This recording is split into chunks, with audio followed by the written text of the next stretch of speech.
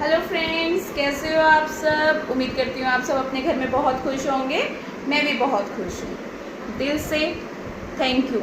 आप लोग जो मेरे चैनल को इतना प्यार दे रहे हो, इतना सपोर्ट कर रहे हो, मुझे मैसेजेस करते हो, बहुत अच्छा लगता है। मैंने कभी ज़िंदगी में नहीं सोचा था कि मैं कभी ऐसे कैमरा फेस करूँगी। सीरियसली मुझे ऐसा लगता था, मैं बस क्या करती थी, मुझे सिर्फ सेल्फियों का बहुत शौक़ था।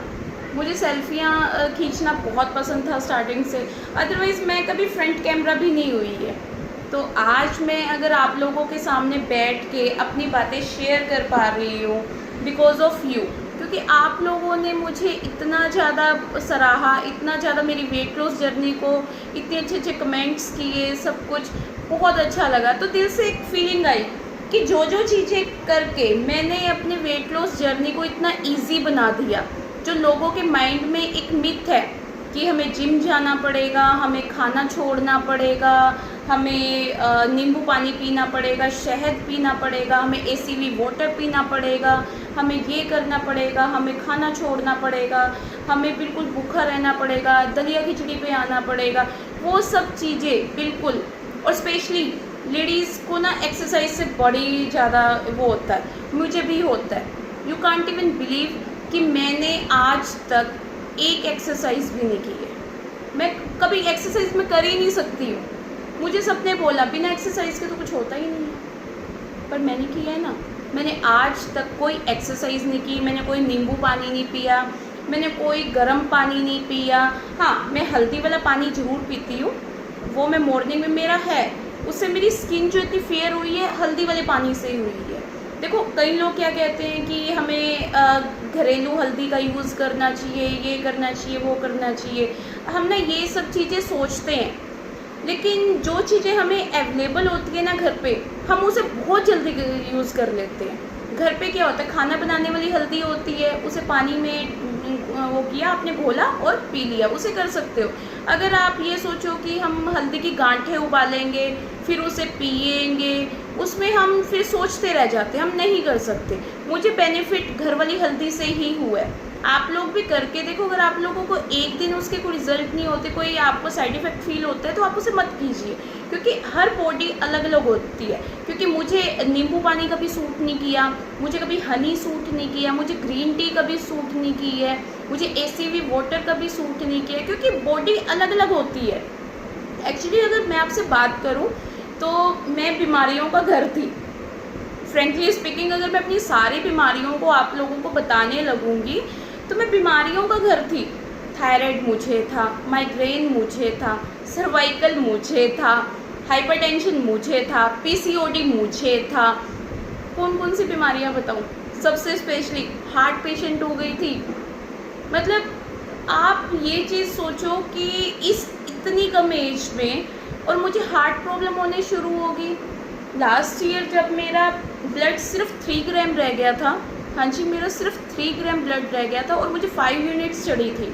मैं कभी अगर बताऊँ आपको तो मैं कभी स्टार्टिंग से मोटी नहीं थी, मैं बिल्कुल फिट थी। स्टार्टिंग से मैं बिल्कुल सही थी, पर लास्ट ईयर जब मुझे हेल्थ इश्यूज़ आने शुरू हो गए, मुझे जब ब्लड मेरे अंदर बहुत कम हुआ, तो मुझे पता ही नहीं चला। उस दिन पता चला जिस दिन मैं एकदम बिल्कुल ऐसा हो गया कि नहीं, मैं ख़त्म हूँ। वो लाइफ का सबसे ज़्यादा वियर्ड टाइम था, सबसे ज़्यादा, मतलब वर्स्ट जो होता है ना, वो मेरा लाइफ का टाइम था। पर मेरी फैमिली ने मेरा बहुत साथ दिया। दिल से थैंक यू।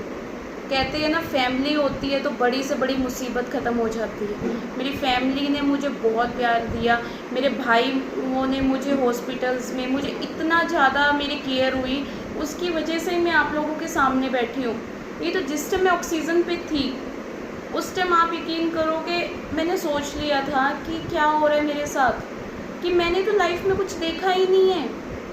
वो टाइम सबसे ज़्यादा वैसा होता है। और उस टाइम के बाद जब मैं यहाँ पे आई, बिल्कुल ऐसा यकीन करोगे कि मेरा वेट बढ़ता ही चला गया। मुझे ना, मेरी फैमिली ने मुझे कभी रियलाइज़ करवाया कि इसमें तो मोटी हो गई है, कभी नहीं रियलाइज़ करवाया। मुझे कभी भी किसी ने ये नहीं कहा कि तू मतलब ज़्यादा हेल्दी हो गई है, तेरा वेट बढ़ रहा है, कुछ कंट्रोल करो। हाँ, ये ज़रूर कहते थे कि थोड़ी सी हो गई है, क्योंकि माँ को भी अपने बच्चा कभी मोटा नहीं लगता। मेरी मम्मी को मैं अब नहीं अच्छी लगती, वो बोलते कि बहुत ज़्यादा पतली हो गई, अच्छी नहीं लगती अब। क्योंकि मदर को अपने बच्चा कभी मोटा नहीं लगता। मुझे भी अपना बेटा कभी मोटा नहीं लगेगा, चाहे दूसरों को मोटा लगता हो। यही सेम होता है, चाहे हम अब बड़े हो चुके हैं तो भी हमारी मदर को हम बड़े नहीं लगेंगे। यही चीज़ मेरे साथ थी, उन्होंने मुझे कभी रियलाइज़ नहीं करवाया, मेरे हस्बैंड ने मुझे कभी रियलाइज़ नहीं करवाया। उनको मैं हमेशा अच्छी लगती थी, लेकिन एक दिन उन्होंने बातों बातों में जब मुझे बोला कि सिमी काली मोटी भैंस लग रही है, आप यकीन करोगे उस दिन मुझे यहाँ से हर्ट हुआ था, और पॉजिटिवली हर्ट हुआ था। मतलब ये नहीं था कि मैंने उनसे लड़ना शुरू कर दिया, लेडीज़ की आदत होती है, कुछ भी नहीं। मैंने उसे एक पॉजिटिव वे में लिया, मैंने कहा चलो ठीक है। लेकिन अंदर में थी किसी में ज़्यादा हो गया, क्योंकि जिस इंसान ने आपको कभी भी नहीं कहा हो, आप 80 हो चुके हो, आप 85 हो चुके हो, और आप 90 के पास पहुंच चुके हो, बिल्कुल 88 और 90 में 2 kg का ही फ़र्क था। अगर आज मैं अपनी वेट लॉस जर्नी ख़त्म ना कर रही होती, अगर मैं पीछे अगर रास्ते को देखती हूँ, अगर पीछे मुड़ के देखती तो मैं 100 की हो जाती। मेरे अंदर से वो मोटिवेशन उस दिन आया था, मैंने सोच लिया था कि मैं अब अपनी वेट लॉस जर्नी स्टार्ट करूँगी। मैं अपने बेटे का बर्थडे था मार्च में, मैंने बेटे के बर्थडे के लिए ड्रेसेस लेने के लिए मैं मार्केट गई। आप यकीन करोगे फ्रेंड्स, मुझे एक्सेल साइज़ भी नहीं आया।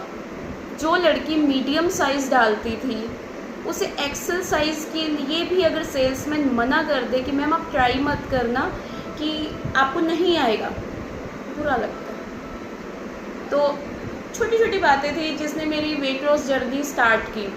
तो मैंने अपने बेटे के बर्थडे की पिक्स भी अपलोड नहीं की सोशल मीडिया पे।